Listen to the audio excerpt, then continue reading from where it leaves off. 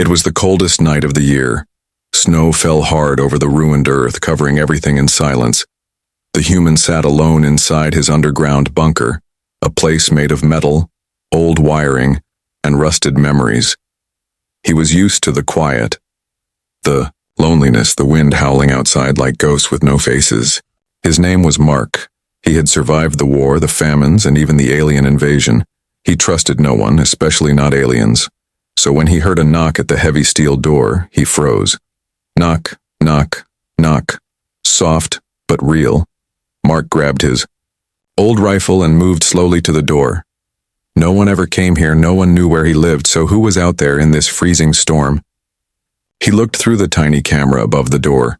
What he saw made his heart stop. A woman, clearly not human, stood outside with two small children. She was thin, shivering, wrapped in torn cloth, her skin a pale blue color with glowing white lines across her arms and cheeks. The children, a boy and a girl, clung to her legs, eyes wide with fear. Mark's finger hovered over the door control. He didn't trust aliens, not after the war. They had destroyed cities, killed humans, took land and power, but this woman, she looked broken, not dangerous. She looked into the camera and whispered, "Please take us in." Her voice was soft, cracked, and filled with something Mark hadn't heard in a long time. Hope. Mark cursed under his breath. This could be a trap. Maybe she was bait. Maybe soldiers waited in the dark snow, ready to shoot him the moment he opened the door. But the kids, they looked sick. One of them was coughing, the other was crying softly. Mark's hand shook, but he pressed the button anyway. The door slid open with a creaking sound. The cold rushed in like a monster, biting his skin. The alien woman stepped inside slowly, bowing her head. She said nothing more, just held her children close as they entered. Mark closed the door fast, locking it behind them. Then he pointed his gun at her. "Who are you?" he asked, voice sharp. The woman looked at him, eyes full of sorrow. "My name is Sira," she said. "These are my children, Ral and Maya." Mark didn't lower the gun. "Why are you here? What do you want from me?" Sira's hands shook as she hugged her children. "We have nowhere else to go," she whispered. "Everyone we knew is gone, our home destroyed. We've been walking for days." Her voice broke. "Please, just let the children stay warm for the night." Mark stared at her for a long time. He didn't trust her, not yet. But something in his chest, the part he had locked away for years, moved a little. He saw the girl's tiny feet, bare and red from the cold. He saw the boy's thin arms covered in frost. No child deserved that, not even alien ones. He pointed to the corner near the heat pipes. "Sit there, don't move, I'll be watching." Sira nodded quickly, guiding her children to the warm corner. They huddled together, the children leaning against their mother's chest. Mark watched, still holding the gun, but his hands were tired. After a few minutes, he walked to his cabinet, opened it, and pulled out a small piece of bread, the last of his rations. He stared at it, then at them. He walked over and placed it on the floor near them. Sira looked up, surprised. "Eat," Mark said, turning away. But to his shock, she broke the bread in two and gave both halves to her children. She didn't eat even a crumb, Mark noticed. She sat back, holding them close as they chewed slowly. Eyes closing from exhaustion, he said nothing, but inside a question echoed in his mind. What kind of mother gives away her only food? Later that night, as the wind howled louder and the storm grew worse, Mark sat awake, gun by his side. The alien widow and her children slept silently, curled like lost animals near the heat. And for the first time in years, Mark felt something strange in his heart. Not fear, not hate, but something he almost forgot. The feeling of not being alone anymore. The next morning, Mark woke up early. The storm outside was still going strong, snow crashing against the metal walls like angry waves. Inside, the bunker was warmer, but still cold enough to see your breath. He looked toward the corner, expecting the alien family to be gone, or worse, causing trouble, but they were still there. The alien woman, Sira, was sitting upright, her arms wrapped around her children. Her eyes were open, tired but alert. She had not slept, not even for a second. Mark walked to the small kitchen space and boiled water on the old heating unit. He didn't have much, just dried beans, a little rice, and one last packet of powdered soup. His stomach growled, but he ignored it. Today was not a day for comfort. It was a day to test them. He placed 2 small bowls on the table and poured the hot soup into them. The smell was weak, but warm. He took one bowl in his hands, walked to the corner, and placed it gently on the floor. Sierra looked at the bowl, then at him. "You eat first," Mark said coldly. She didn't speak, only nodded and picked up the bowl slowly. Her hands were shaking. Mark watched closely.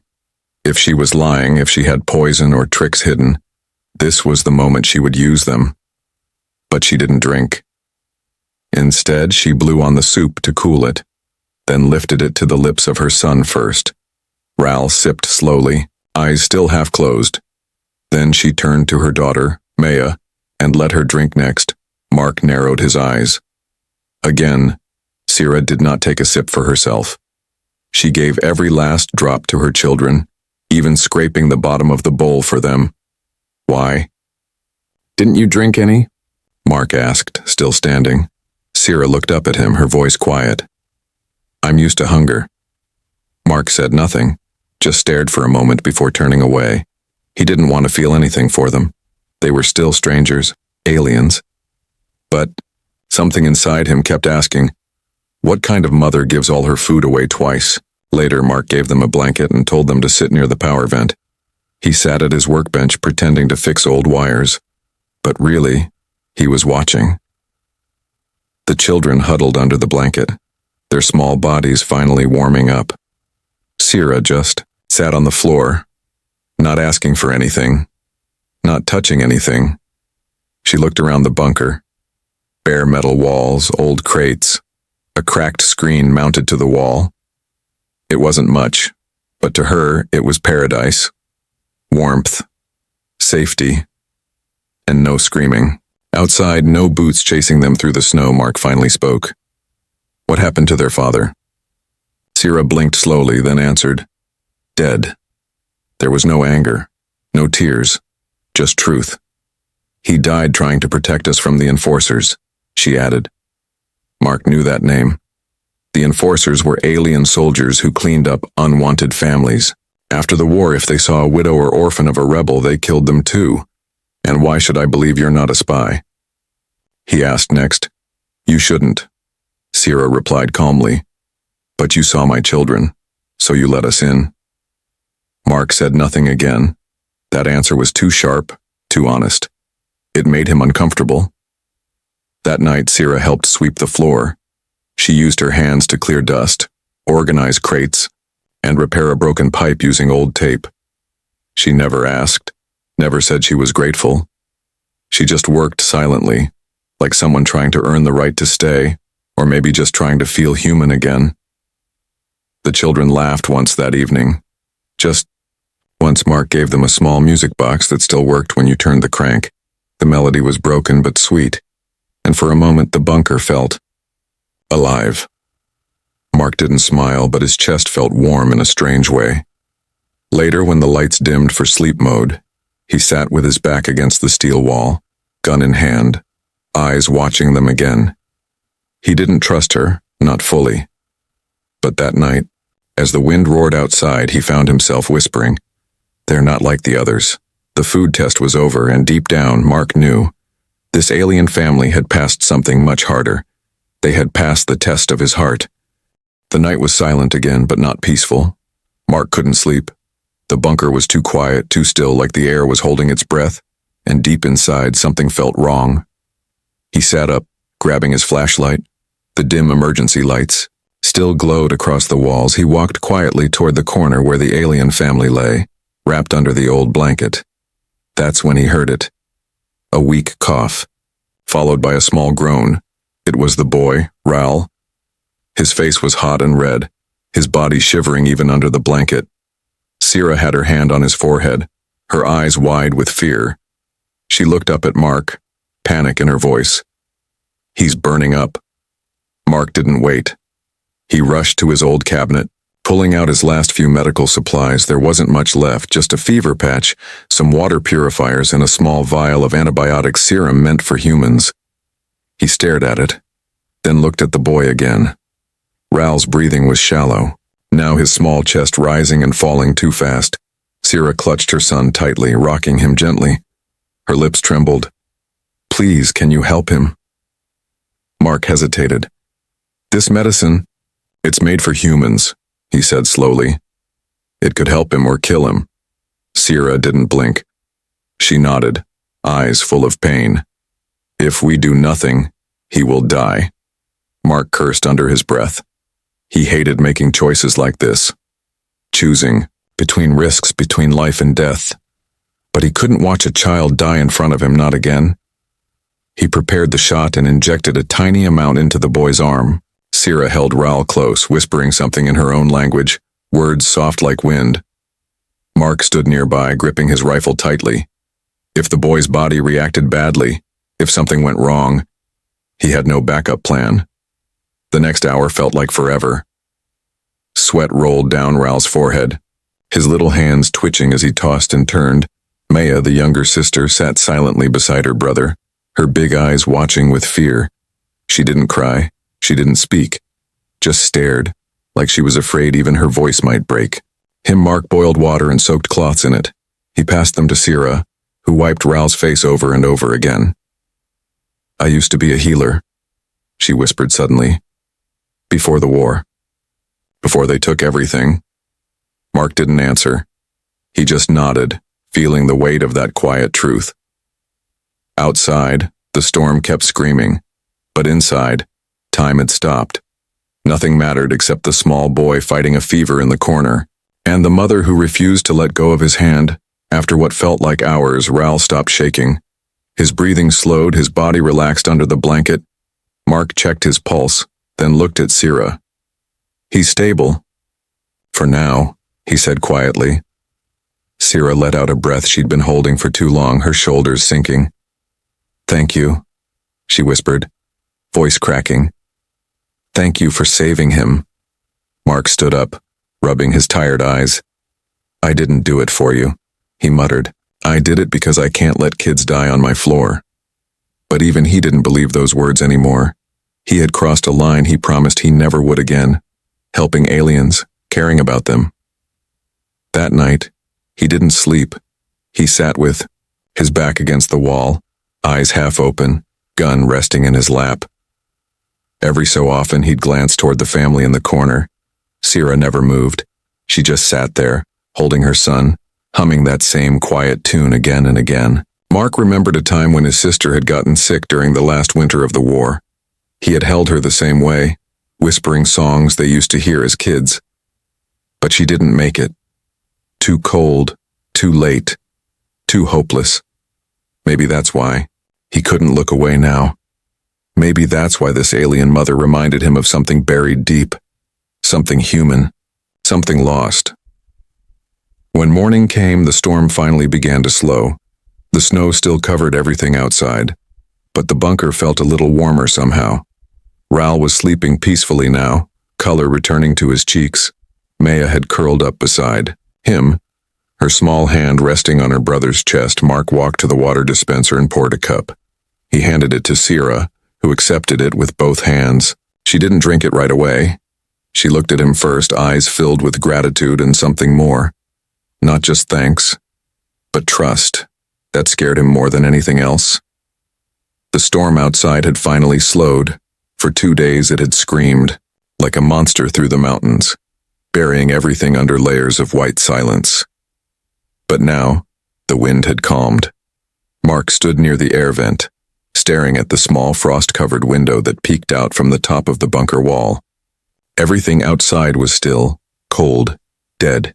Inside, the air was quiet too, but not calm. Ral was getting better, sleeping more soundly. Sierra had stopped shaking, and even Maya had begun to hum softly, drawing shapes on the metal floor with a piece of wire. But Mark's gut told him something was wrong. Too quiet, too perfect. He checked the sensors again. The motion detectors planted near the hill hadn't gone off, but Mark knew better than to trust old wires and rusted circuits. Trouble didn't always trip alarms. He grabbed his coat, threw on his snow boots and stepped up the ladder to the surface hatch. It groaned as it opened, cold air stabbing at his face like tiny needles. He scanned the snowy hilltops, the broken trees, the path he had once used to reach nearby trade posts. And then he saw it. Footprints, fresh ones, heavy, straight, and too perfect to belong to a lost wanderer. Military boots. Mark's blood went cold. He followed the tracks with his eyes. They led straight toward his bunker, then stopped. Whoever made them had been standing just outside the hatch, listening, watching, then left. But why? He closed the hatch fast and locked it tight. Back inside, he paced the bunker floor, thinking fast. He had seen those prints before. Enforcer patrols, the alien military units who roamed this zone after the war. They were few now, but deadly. And if they knew an alien widow and her children were hiding here, they wouldn't knock next time. They'd burn the whole bunker down. Sierra noticed his silence. She stood and walked slowly to him, her face tense. "What is it?" she asked.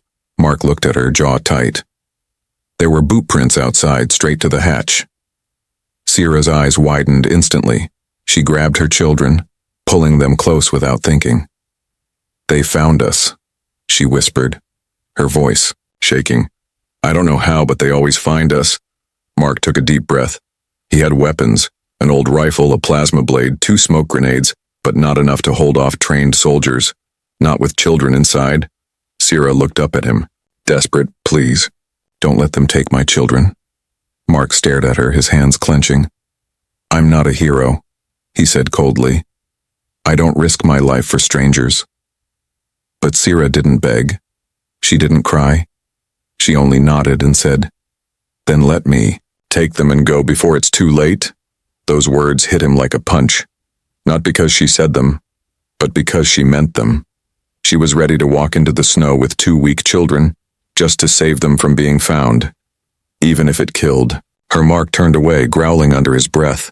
Why was this happening to him? He didn't ask for this, he didn't want to care again. But the truth was already written in his actions. He had fed them, warmed them, healed the boy. And now they were his responsibility. Whether he liked it or not, he opened a locked panel behind the kitchen wall, revealing a narrow shaft, an old service tunnel used during the war. No one knew about it except him. It was cold, dusty, and dangerous, but it led into the back forest miles away. It was their only chance. "Get them. Ready," Mark said quietly. "We leave tonight." Sierra blinked, shocked. "You're coming with us?" "I'm not letting you get killed on my doorstep," he said, avoiding her eyes. "And I know that tunnel better than anyone." She nodded slowly, tears forming in her eyes but not falling. Instead, she held his gaze and whispered, "Thank you."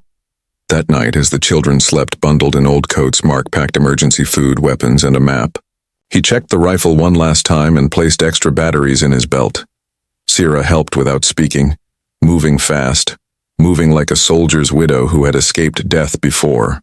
But none of them noticed the blinking red light hidden under the vent fan, a small tracker glowing silently. Left behind by the enforcers earlier that day, they were already on their way and time was running out. The tunnel was dark. The air smelled like rust and old fire. Mark led the way with a small flashlight strapped to his shoulder. Behind him, Sierra carried her daughter, while Ral walked beside them, weak but awake. Each step echoed in the silence, like a whisper from the past. They had been walking for an hour, maybe more. The path twisted through cracked walls and broken pipes. Dust fell from above now and then, and the old metal groaned beneath their feet. But the deeper they went, the safer Mark felt. No one else knew about this place, at least. That's what he hoped. Sierra hadn't spoken much since they left the bunker. She kept her eyes on her children, checking their breathing, holding them close. But Mark knew something was still buried in her heart, something unsaid, and he needed to hear it. Before it was too late, they stopped to rest near an old maintenance door. Mark handed the kids some dried fruit, then sat beside Sierra in the dark. He stared at the wall and said quietly, "Now tell me the truth." Sierra looked up, confused. "You said your husband died protecting you," Mark continued. But that doesn't explain why the enforcers are still hunting you. His voice wasn't angry, just tired. If I'm going to keep risking my life for you, I need to know. Why? Sierra was quiet for a long time. Only the sound of Ral chewing filled the space. Then she finally spoke, her voice low, like she was afraid the walls might hear her words. My husband wasn't just a rebel, she said. He was the voice behind the resistance. Mark turned to look at her, eyebrows raised. The voice? He asked. Sierra nodded slowly. He didn't fight with weapons, he fought with words, messages, truth. She touched the glowing marks on her arms, which flickered faintly in the dark. He used our people's old tech to send signals across the galaxy, she said. Messages that told the truth about what the High Command did to humans and to our own people. Mark frowned. I thought the resistance ended years ago. Sierra nodded. It did, after they found him. She paused, voice cracking. They didn't kill him right away. They made him watch as they destroyed everything we built, every hope we had. Her hands tightened into fists. He died protecting the last signal, she whispered. And I carry what he left behind. Mark's heart beat faster. What do you mean? He asked. Sierra pulled something from under her cloak, a small circular device, no bigger than a coin. It glowed faintly, blue and gold, humming softly in her palm. This holds his final message, she said. Names, locations, secrets they tried to erase. Mark stared at it. He understood now. The enforcers weren't just hunting a widow. They were trying to destroy the last piece of truth left from a war they claimed was over. I've been running for 3 years, Sierra said, her voice shaking. From caves to colonies. Always hiding, always watching the skies. She looked at her children, her eyes full of pain. I didn't want them to grow up in fear, but every time I stop, someone comes looking. Mark was quiet. The tunnel felt colder now, the weight of her story pressing down like stone. He didn't know what to say. She wasn't just another refugee. She was the last thread in a story that could still change things. Why didn't you just destroy it? He asked finally. Sierra's answer came instantly. Because my husband died to protect it. She held the device tightly. If the truth dies with me, then he died for nothing. Mark looked away, his jaw tight. He had spent years hiding in his bunker, staying out of the fight. He had seen what the war did, how it turned good people into bones in the snow. He never wanted to be part of it again. But now, here it was. The war, not with tanks or plasma, rifles, but with a mother, a message and 2 children who didn't ask to carry the weight of history. Mark stood up slowly. He looked down at Sierra, his voice low but steady. Then we better keep moving. She blinked, surprised. You believe? Me? I believe enough, he said. And if that thing you're carrying matters even half as much as you say, then they'll never stop hunting you. He reached out and helped her to her feet. We'll find a place safe enough to send the message, he said, and then we'll make sure it's heard. Sierra nodded, tears shining in her eyes. For the first time in years, she didn't feel alone. And for the first time since the war, Mark felt like he had a purpose again. The tunnel grew colder the deeper they went. Old pipes lined the walls, dripping moisture that echoed like falling glass. Mark's flashlight flickered every few minutes, casting moving shadows that made the children clutch tighter to their mother. It felt like the whole place was holding its breath, waiting for something terrible to happen. Mark walked ahead, checking the map in his hand. There's a hatch ahead, he whispered. It leads out near the forest cliffs. Sierra followed close behind, holding Maya in her arms while Ral walked slowly beside her, his steps weak but steady. She didn't speak much. Her focus was on keeping them quiet, keeping them alive. But just as they reached the sharp turn near the old drainage tunnel, they heard it. A metallic click. Mark froze, his hand flying to his rifle. He signaled them to stop, and everyone dropped low to the ground. Holding their breath, a second later, a red beam of light passed across the far wall ahead. It scanned slowly, almost lazily, like it was searching. Mark's eyes narrowed. A drone, small but deadly. If it detected movement, it would alert the enforcers instantly. Mark leaned close to Sierra, whispering, "Stay here, don't move." He pulled out a small EMP spike from his belt. He had only one left. He crawled forward, every inch slow and quiet, the cold floor biting into his knees. The drone hovered silently, scanning the air, its lens pulsing with soft red light. Mark got within a few feet, pressed the EMP spike into the ground, and triggered it. With a soft pulse, the air trembled. The drone flickered, sparked, then dropped. To the floor with a hard thud, dead. Mark rushed back, breathing hard. "They're close," he whispered. "We don't have much time." Sierra nodded, hugging Maya tightly. Raul looked up at Mark, his voice soft. "Will they find us?" Mark crouched beside him and placed a hand on the boy's shoulder. "Not if we keep moving," he said. "But we have to go now, and we have to go fast." They ran through the tunnel, boots slamming against the metal floor. Every turn felt longer, every corner felt like a trap. Mark's heart pounded with every step, not just for his life, but for theirs. Finally, they reached the rusted hatch. It was heavy, covered in dust and frozen in place. Mark tried to spin the wheel, but it wouldn't budge. He gritted his teeth and pulled harder, the old metal groaning under the force. Sierra stepped forward, set Maya down carefully, and helped him turn the wheel. Together they pushed with everything they had. The wheel turned, slow and loud. Then, clicked. The hatch creaked open and freezing air rushed in like a scream. Outside was a snow-covered path, surrounded by rocky cliffs and dead trees. The sun had started to rise, painting the horizon in pale blue and orange. They had made it out of the tunnel, but not yet to safety.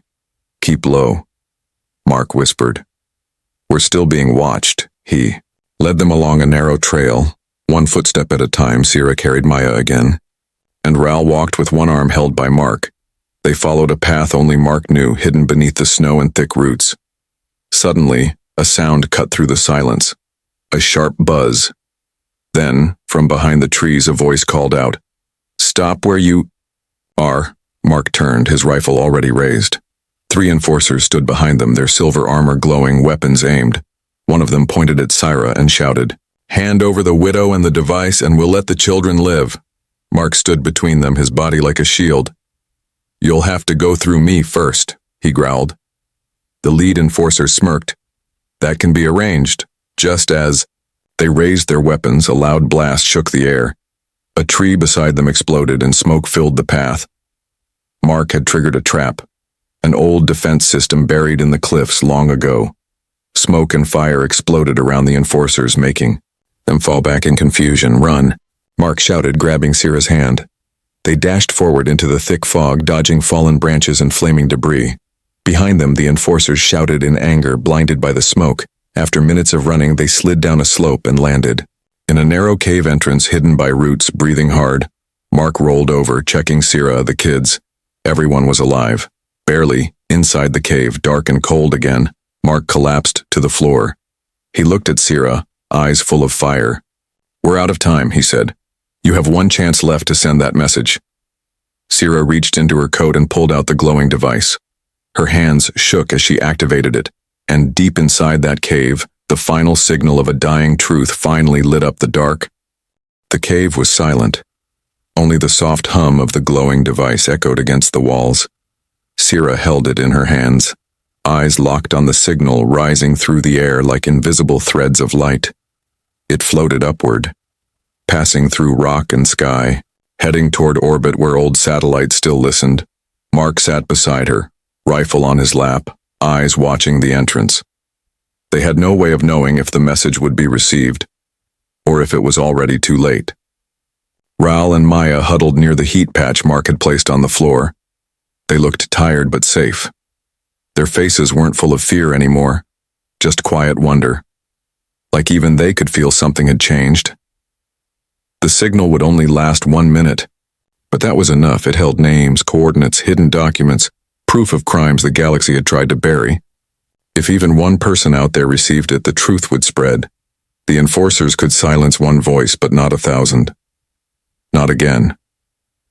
When the device dimmed and shut down, Sira slowly lowered it into her lap. "It's done," she whispered. Mark nodded. Let's hope it wasn't for nothing. Suddenly, his ear caught movement outside. He stood quickly, raising his rifle toward the cave's narrow opening. But what entered wasn't a soldier.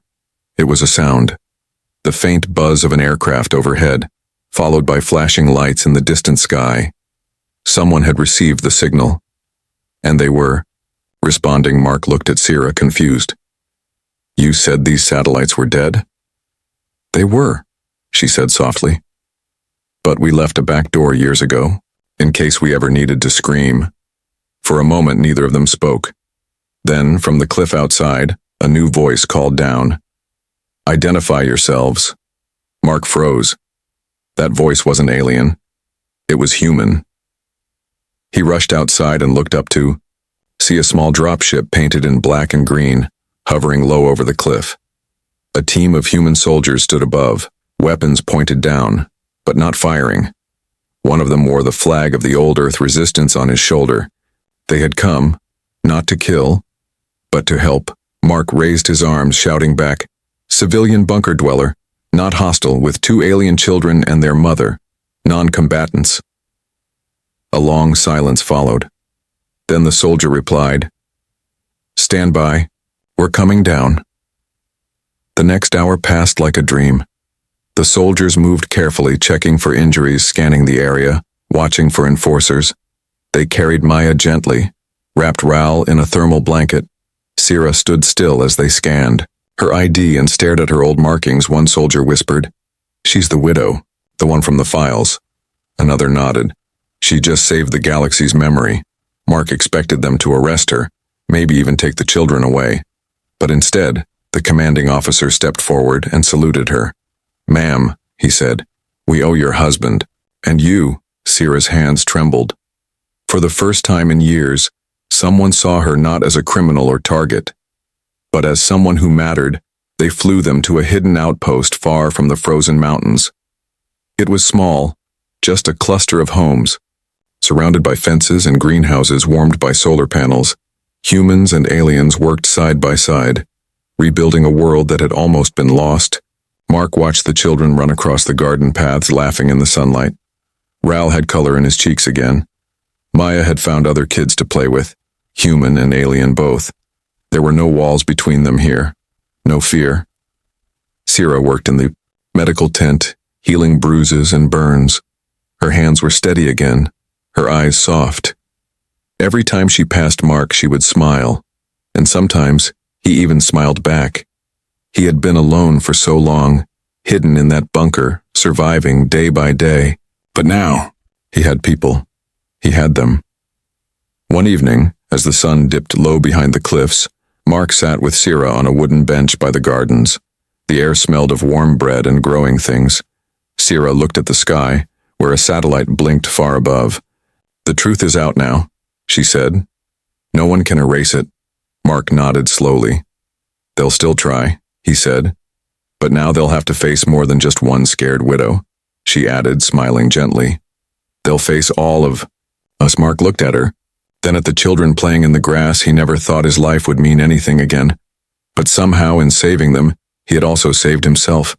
He took a deep breath and whispered, "Welcome home." And for once, he didn't mean the bunker he meant here. He meant this, a new beginning, born not from blood or war, but from courage, truth, and the small, unshakable choice to care.